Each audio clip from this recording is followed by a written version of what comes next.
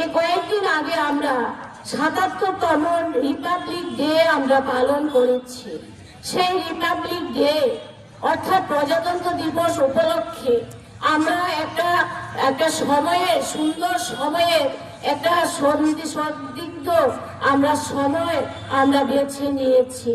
এই সময়টা আমরা যেন এই রাজ্য টিভি মুক্ত একটা রাজ্য, নেশামুক্ত রাজ্য, HIV মুক্ত রাজ্য গঠনে এই খোয়াই জেলা পরিষদ সবার কাছে আবেদন রাখতে চায় 7SI ক্রিকেট টুর্নামেন্টের মাধ্যমে।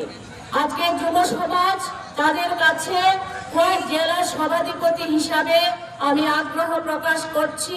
যুব সমাজ আপনারা আপনাদের সময়, মূল্যবান সময় বিভিন্ন গতিবিধিতে আপনারা নষ্ট করবেন না।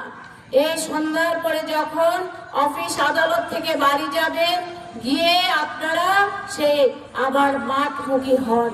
কারণ মাঠে আসলে মাথায় বিভিন্ন চিন্তা ভাবনা থাকে না, সেই মাঠ আমাদেরকে একটা স্বস্তির নিঃশ্বাস দেয়।